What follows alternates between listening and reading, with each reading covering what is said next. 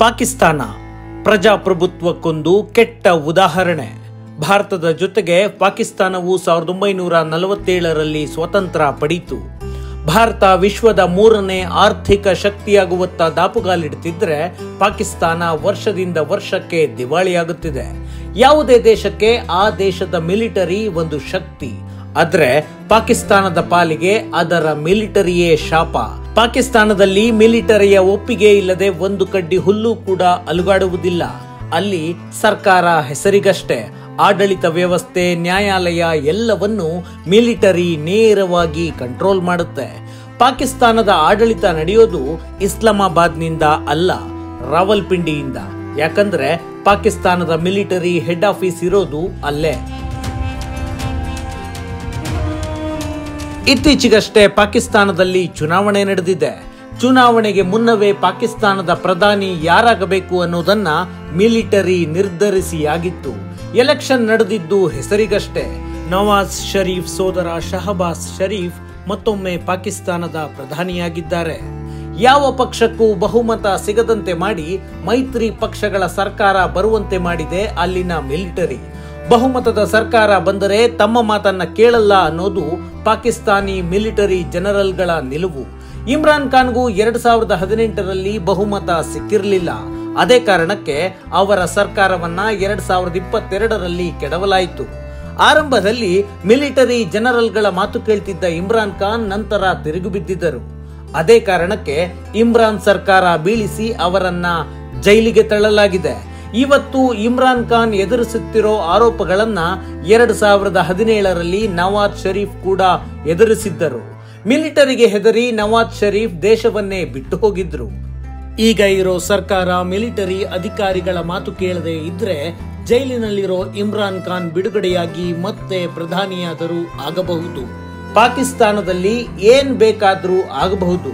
ಅಲ್ಲಿನ ರಾಜಕೀಯ ವ್ಯವಸ್ಥೆ, ಚುನಾವಣೆ, ಸರ್ಕಾರ ಎಲ್ಲವೂ ನಾಮಕಾವಸ್ಥೆ. ಸಂಪೂರ್ಣ ಅಧಿಕಾರ ಇರೋದು ಮಿಲಿಟರಿ ಕೈಯಲ್ಲಿ. 1947ರಿಂದ ಈವರೆಗೆ ಪಾಕಿಸ್ತಾನದ ಯಾವ ಪ್ರಧಾನಿಯೂ 5 ವರ್ಷಗಳ ಅಧಿಕಾರವನ್ನ ಪೂರ್ಣಗೊಳಿಸಲು ಅಲ್ಲಿನ ಮಿಲಿಟರಿ ಬಿಟ್ಟಿಲ್ಲ. ಪಾಕಿಸ್ತಾನ ಸ್ವತಂತ್ರಗೊಂಡ ಈ 76 ವರ್ಷಗಳಲ್ಲಿ ಅಲ್ಲಿನ ಮಿಲಿಟರಿ 33 ವರ್ಷ ನೇರವಾಗಿ ಆಡಳಿತ ನಡೆಸಿದೆ. ಉಳಿದ ಅಷ್ಟೂ ಸರ್ಕಾರಗಳನ್ನ ತನ್ನ ಬೆರಳ ತುದಿಯಲ್ಲಿಟ್ಟುಕೊಂಡು ನಿಯಂತ್ರಿಸಿದೆ. ಭಾರತದ ಜೊತೆಗೆ ಪಾಕಿಸ್ತಾನ ಸ್ವತಂತ್ರ ದೇಶವಾಯಿತು. ಭಾರತದ ಮಿಲಿಟರಿ ದೇಶ ರಕ್ಷಣೆಯ ಕೆಲಸ ಬಿಟ್ರೆ ರಾಜಕೀಯ ವಿಷಯಗಳಿಗೆ ತಲೆ ಹಾಕಿಲ್ಲ. ಆದ್ರೆ ಪಾಕಿಸ್ತಾನದಲ್ಲಿ ಮಿಲಿಟರಿ ಈ ಮಟ್ಟಕ್ಕೆ ಶಕ್ತಿಶಾಲಿಯಾಗಿದ್ದು ಹೇಗೆ? ಭಾರತ ಪಾಕಿಸ್ತಾನ ಇಬ್ಬಾಗವಾದಾಗ ಮಿಲಿಟರಿಯನ್ನು ಇಬ್ಬಾಗ ಮಾಡಲಾಯಿತು. 67% ಮಿಲಿಟರಿ ಭಾರತದ ಭಾಗವಾದ್ರೆ 33% ಮಿಲಿಟರಿ ಪಾಕಿಸ್ತಾನದ ಭಾಗವಾಯಿತು. 1947ರಿಂದಲೂ ಪಾಕಿಸ್ತಾನ ತನಗೆ ಅಗತ್ಯವಿರುವುದಕ್ಕಿಂತಲೂ ಹೆಚ್ಚಿನ ಮಿಲಿಟರಿ ಶಕ್ತಿಯನ್ನ ಇಟ್ಟುಕೊಂಡಿದೆ. ಬಲಿಷ್ಠ ಸೈನ್ಯ ಇಟ್ಟುಕೊಳ್ಳದಿದ್ದರೆ ಹೆಚ್ಚು ಶಕ್ತಿಶಾಲಿ ಭಾರತ ದಾಳಿ ಮಾಡಿ ನಾಶ ಮಾಡುತ್ತೆ ಅನ್ನೋ ಭಯ ಪಾಕಿಸ್ತಾನಕ್ಕೆ. ಈ ಭಯ ಪಾಕಿಸ್ತಾನದಲ್ಲಿ ಈಗಲೂ ಇದೆ.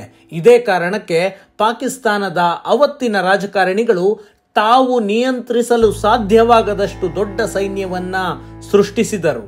ಇದರ ಜೊತೆಗೆ ಪಾಕಿಸ್ತಾನದ ಗುಪ್ತಚರ ಸಂಸ್ಥೆ ISI, ಈ ಗುಪ್ತಚರ ಸಂಸ್ಥೆಯನ್ನು ಪಾಕಿಸ್ತಾನಿ ಮಿಲಿಟರಿ ನೇರವಾಗಿ ನಿಯಂತ್ರಿಸುತ್ತೆ. 1947ರಲ್ಲಿ ಪಾಕಿಸ್ತಾನದ ಮೊದಲ ಬಜೆಟ್ನ 75% ಹಣವನ್ನ ಮಿಲಿಟರಿಗೆ ಮೀಸಲಿಡಲಾಗಿತ್ತು. ಈಗಲೂ ಪಾಕಿಸ್ತಾನ ತನ್ನ ಬಜೆಟ್ನ ಹೆಚ್ಚು ಭಾಗವನ್ನ ಮಿಲಿಟರಿಗಾಗಿ ಖರ್ಚು ಮಾಡುತ್ತೆ. ಭಾರತ ಅನ್ನೋ ಗುಮ್ಮ ತೋರಿಸಿಯೇ ಪಾಕಿಸ್ತಾನದ ಜನರಲ್ಗಳು ರಾಜಕೀಯ ನಾಯಕರುಗಳಿಂದ ಹೆಚ್ಚು ಅಧಿಕಾರ, ಅನುದಾನ ಪಡೆದುಕೊಂಡ್ರು. ದೇಶದ ಬಹುಪಾಲು ಆದಾಯವನ್ನ ಮಿಲಿಟರಿ ವ್ಯವಸ್ಥೆಯ ಮೇಲೆ ಖರ್ಚು ಮಾಡಿದ್ದರಿಂದ ಸೇನಾ ಜನರಲ್ಗಳು ಆಡಳಿತದಲ್ಲೂ ಮೂಗು ತೂರಿಸಲು ಆರಂಭಿಸಿದ್ರು. ಭಾರತ ದಾಳಿ ಮಾಡುತ್ತೆ ಅನ್ನೋ ಭಯ ಸೃಷ್ಟಿಸಿಕೊಂಡೇ ತಮ್ಮ ಪ್ರಭಾವ ವಿಸ್ತರಿಸಿದರು. ಅದರ ಪರಿಣಾಮ ಪಾಕಿಸ್ತಾನ ಸೃಷ್ಟಿಯಾದ ಕೇವಲ 11 ವರ್ಷಕ್ಕೆ ಅಂದ್ರೆ 1958ರಲ್ಲಿ ಅಲ್ಲಿ ಮೊದಲ ಮಿಲಿಟರಿ ಆಡಳಿತ ಬಂತು. ರಾಜಕೀಯ ಸ್ಥಿತ್ಯಂತರದ ಸಮಯ ಬಳಸಿಕೊಂಡು ಮಿಲಿಟರಿ ಅವತ್ತು ಅಧಿಕಾರ ಹಿಡಿದಿತ್ತು. 1958ರಲ್ಲಿ ಬಂದ ಮಿಲಿಟರಿ ಆಡಳಿತ 1971ರವರೆಗೂ ನಡೆಯಿತು. 1971ರಲ್ಲಿ ಭಾರತ ಪಾಕಿಸ್ತಾನ ಯುದ್ಧದ ನಂತರ ಪೂರ್ವ ಪಾಕಿಸ್ತಾನ ಬಾಂಗ್ಲಾದೇಶವಾಗಿ ಬದಲಾಯಿತು. ಪಾಕಿಸ್ತಾನ ಸೇನೆ ಅವಮಾನಕರವಾಗಿ ಸೋಲನುಭವಿಸಿತ್ತು. 1 ಲಕ್ಷಕ್ಕೂ ಹೆಚ್ಚು ಸೈನಿಕರು ಭಾರತೀಯ ಸೈನಿಕರ ಮುಂದೆ ಶರಣಾದ್ರು.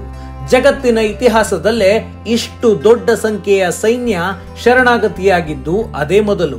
ಇದಾದ ನಂತರ ಪಾಕಿಸ್ತಾನದಲ್ಲಿ ನಾಗರಿಕ ಸರ್ಕಾರ ಅಸ್ತಿತ್ವಕ್ಕೆ ಬಂತು.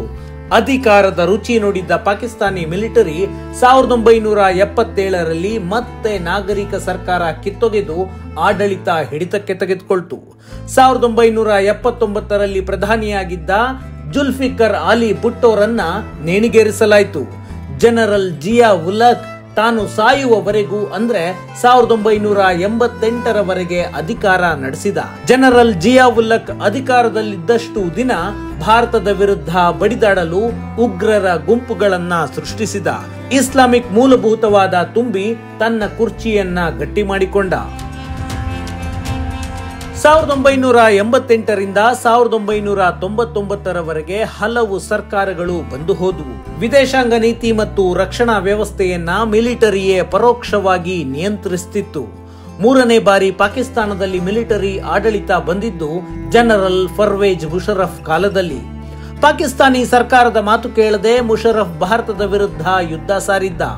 ಕಾರ್ಗಿಲ್ ಯುದ್ಧದಲ್ಲಿ ಪಾಕಿಸ್ತಾನ ಭಾರತದ ಎದುರು ಮತ್ತೆ ಸೋಲಬೇಕಾಯಿತು.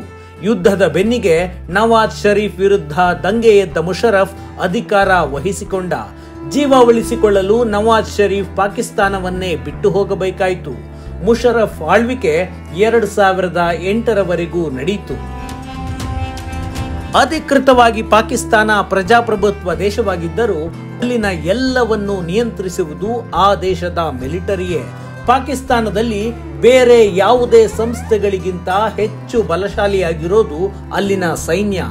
ಕಳೆದ 76 ವರ್ಷಗಳಲ್ಲಿ ಪಾಕಿಸ್ತಾನಿ ಮಿಲಿಟರಿ ಆ ದೇಶದ ಎಲ್ಲ ವಿಷಯಗಳಲ್ಲೂ ನಿಯಂತ್ರಣ ಸಾಧಿಸಿದೆ. ರಾಜಕೀಯ ಪಕ್ಷಗಳಿಗೆ ಮಿಲಿಟರಿ ಜನರಲ್ಗಳ ಮಾತು ಕೇಳದೆ ಬೇರೆ ಆಯ್ಕೆ ಇಲ್ಲ. ಹಾಗಾಗಿಯೇ ಪಾಕಿಸ್ತಾನ ಪ್ರಜಾಪ್ರಭುತ್ವಕ್ಕೊಂದು ಕೆಟ್ಟ ಉದಾಹರಣೆ.